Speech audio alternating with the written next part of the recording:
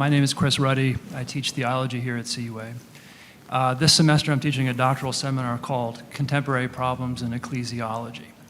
And I finished my... You're beating them off with a stick at the classroom door. I finished my syllabus, I thought, the Saturday before classes started. And then I went out to dinner with my family at another family's house and came back, and Archbishop Vigano had released the letter. So I had to go back to the drawing board and work on the syllabus again. As we're reflecting on this throughout the semester, it's like an ecclesiological lab in real time every week. The question I have with this is that I believe it was John Allen who said early on... Don't trust that guy. After the release of, He's my boss. after the release of Archbishop Vigano's letter, he said, I think it was him, he said, if you think that the press is going to back off this story, when they think they can take somebody big down, he said, you've got another thing coming. No journalist is going to pass up a chance at a Pulitzer with that. But I'm very struck by the failure, really, I think, to follow up on McCarrick, particularly in the secular press, and various reasons for that. One, I have a question for you with this. One, how much of the difficulty comes from a lack of access to documentation? You know, this is something that everybody's asking for, release of all documentation in Rome and Washington. Secondly, how much of it is due to ideology? This is something that Rod Dreher has mentioned, in the sense of saying, to what degree do people not want the Pope to be compromised or to go down if in fact he has done something or not done something he should have? So the question I have here is, this makes getting to the bottom of the McCarrick affair, I think, more difficult, because it can just be limited as sort of a bunch of, right-wing nuts trying to figure out what's going on with him, when there aren't other sources who are pursuing this. And maybe they are, maybe this is underway, but I think until that happens, we're going to be more of a standstill at getting to the bottom of this. And I wonder how you respond to that as journalists, whether it's for Catholic institutions or particularly for non-Catholic or secular institutions.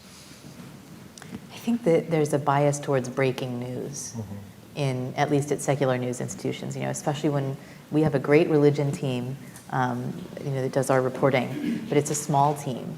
It's a 10th, 20th of the size of other desks that deal with, say, national news. And so they're going to have a tendency to focus on breaking news and getting clarity and coverage on stories that are coming out right now. And from that point of view, when your job is to cover breaking stories, McCarrick, all this happened 25 years ago. I talked to someone whose story I reported in the Post who was abused by McCarrick before I was born.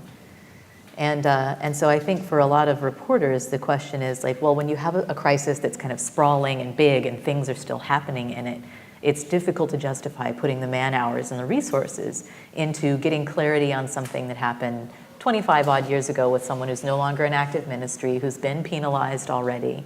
And so you kind of, that's a factor.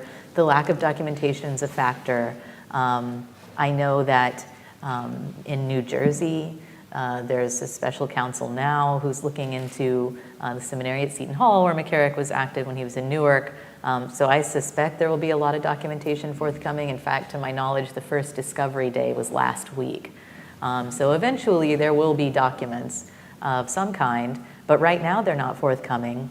And then the last issue with McCarrick, is that everybody loved him. And a lot of people still love him. And a lot of victims I talked to, remember him as Uncle Ted and completely trusted him. And it's hard to put yourself, unless you've been in that situation or you've dealt with a lot of victims, in the mindset of someone who feels like they're betraying someone who was good to them when they come forward. Or in some cases, these were like working class Irish American Catholic families in New York when McCarrick was up there in the late 70s and early 80s. And their parents let McCarrick into their homes, and they feel like it would be like accusing my mom and dad of participating in my abuse if I came forward about this. And so there are institutional barriers. There is an institutional bias in any news network that covers breaking and developing news. And there's the smallness of teams. There's the limited resources that go into religion reporting. Those are all challenges. And then there are just the emotional and spiritual challenges of people who know things about him. And so those are have been the issues I've seen with covering McCarrick. But I'm still following up, so there will still be more stuff forthcoming because I consider it, right, DC's my hometown, and also being an op-ed columnist, no one really cares what I'm doing at any given time. So I file stuff on time, and they're like, "Yeah, Liz, she's in New York this week. Good luck to you." But with the religion reporters, they have real jobs, so they're a little bit more pressed for time. Yeah, I mean, I can say, our religion and Rome reporters literally wrote a story shortly after the Vigano letter came out that was just talking about all the people who refused to talk to them, Yeah. right? And that is an inevitable, you have American publications reporting on the mysterious Vatican that only John Allen truly understands, right? And when doors are closed, it's not the same as like covering the Trump White House, where there's always someone ready to leak to you. There are no language barriers, there are no cultural barriers, and so on. So that's, I think the Vatican, there are ways in which the Vatican can more successfully stonewall the New York Times than an American politician can successfully stonewall the New York Times, or an American bishop, right? And that's part of why you can and you will continue to get stories in America without getting necessarily clarity on the stuff that goes up to Rome, is just that difference in sort of where journalists have access and sources. I think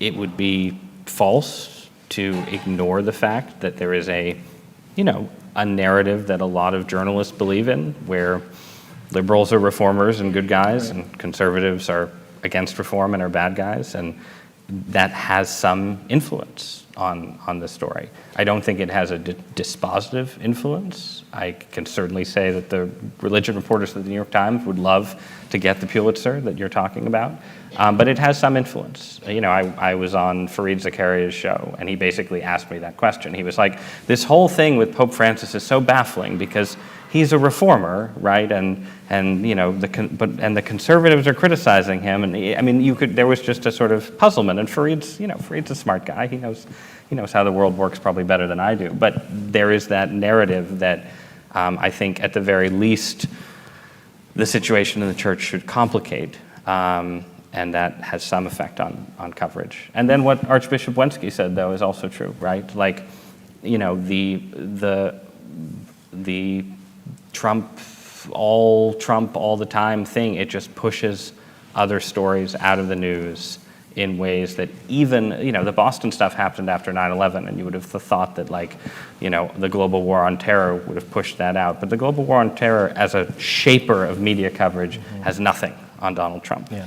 And that's true. The Archbishop was right.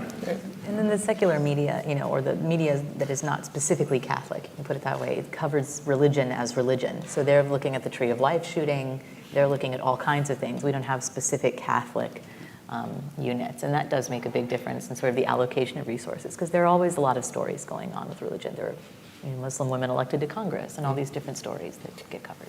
I'll just add, though, there was the story that came out the week before the bishops' meeting from the Boston Globe and the Philly Inquirer, where they had spent, I think it was a team of 4, had spent, 2 months on it.